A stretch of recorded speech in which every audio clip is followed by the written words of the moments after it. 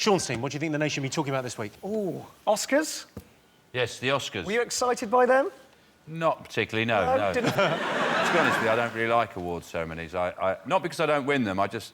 Award ceremonies over the years have encouraged me to read, watch and listen to stuff that I could quite comfortably have avoided.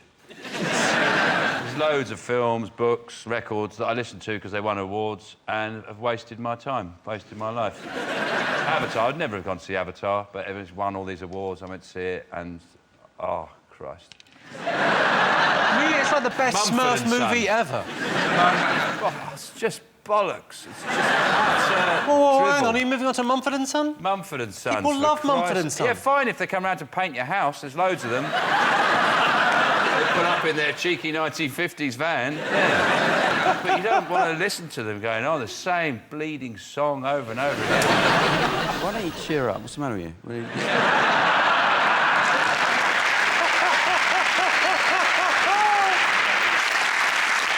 Daniel Day-Lewis, though, I mean, you can't doubt the guy. What an actor. I mean, he's, you know, he's proper thing, isn't he? Well, he should have got assassinated.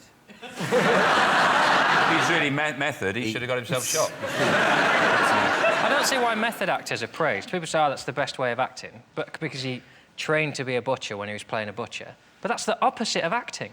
That's just becoming a butcher. I've been doing method for 10 years now. I'm actually quite a bubbly chap. But yeah? I can reveal now that I'm playing Jack in his upcoming biopic. Spent the last 10 years getting into role, and I think I'm ready. Do you think? It's annoying because I auditioned for that.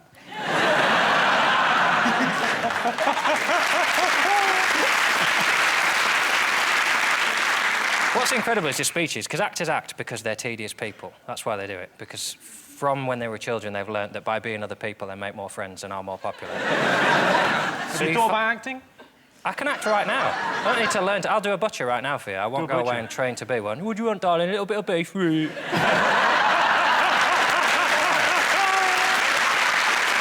my favourite bit is when people talk differently to how they've been in any role. But the best one this year was Adele, whose speech really pointed out... This is a nice song, but you expect it to go, thank you for my house girl. It's going, cheers for this, darling, yeah, I'll do you later, babes. I felt sorry for Adele, because when she got her award, all the other people getting that awards, like Dustin Hoffman, like Jack Nicholson, amazing people, she got hers off Queen Latifah. How did you be? You've won an Oscar and Queen Latifah's given it to you. It's like getting off Marty McCutcheon. I've never heard, in all the years I've done this show, anyone have a go at Queen Latifah. That's the first. She's had it too easy for too long. Yes, yes. It's time someone turned on her. Victoria, did you watch any Oscars? Did you stay? I did. I watched the whole Oscars. I stayed up till 5 a.m.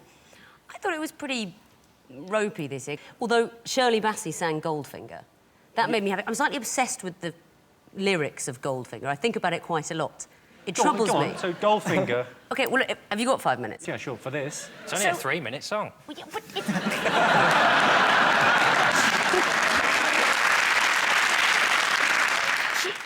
It's mostly the line, such a cold finger. What? Why would he have a cold finger? I mean, first of all, his finger isn't gold. His name is Goldfinger. And if he did have a gold finger, metal is actually an excellent conductor of heat, so it could be much hotter than an ordinary finger, so it wouldn't be such a cold finger. But then later, she says he has a spider's touch. Now, if he did have a metal finger, that would be quite a leaden, heavy touch. It wouldn't be... I mean, to be fair, this is a film about a man who touches stuff and it turns to gold. I would have bigger bugbears with that. No, it isn't. No, it isn't. It's King Midas, you're thinking. That's King Midas. Who are you? You think there's a Bond movie where someone's magic? That's King Midas. You've got to watch that film again. Right, let's have a look and see if the Oscars are up there. Yes, of course. So our next round is pick of the polls. Sean, Jack, Matt, what do you like the look of? The big ship. Ah, the Titanic. That is the Titanic. This week, an Australian tycoon unveiled plans for Titanic 2, a replica of the Titanic. So we asked our studio audience, would you travel on Titanic 2, yes or no? Definitely not. It's going to take the same route as the original Titanic, and it's an exact replica. I very much hope it sinks in that case. because, sorry, people getting off on the idea of being on the Titanic and going on the same route, which would killed what, 1,300 people or something. I think that's sick. What are you going to do next? You're going to go on a Lockerbie flight, you know? I mean, you're right about the taste. You wouldn't go on the Costa Concordia, would you? You wouldn't go on a recreation of that. It was only a few months ago. It's like, oh, but because it was decades ago, it's all right. It's not. It's a bit poignant. Yeah, it's a bit grisly. If they did do it, I'd like to stand in the harbour at New York in a top hat going, where you been?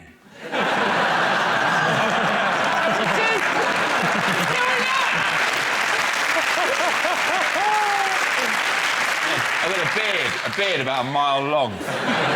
Going into the harbour. So you wouldn't go on this? I wouldn't go on a cruise in the modern day era, let alone back when the Titanic was happening, because it's rubbish. It's like checking yourself onto a floating prison. You can't really do anything, can you, on a cruise? Has anyone been on a cruise? Yeah, on Hampstead Heath, yeah. Very different vibe. I don't like boats. I get bored of waving. You have to wave all the time, don't you? Why do you have to wave on a boat?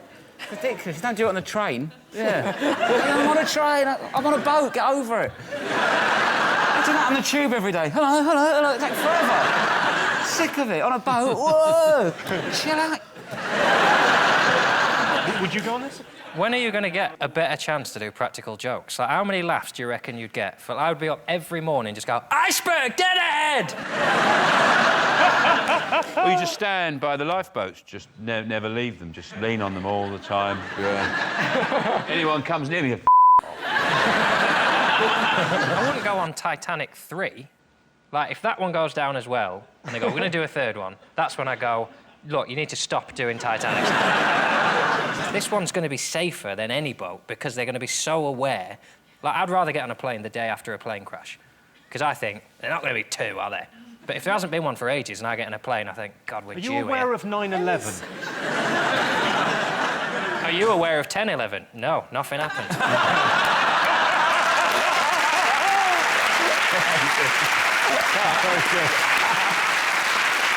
So, would you travel on the Titanic too, yes or no? What do you think our audience said? No. No. No chance. Yeah. Of course they said yes. Of course they said yes. Of course they said yes, you They dick. said yes.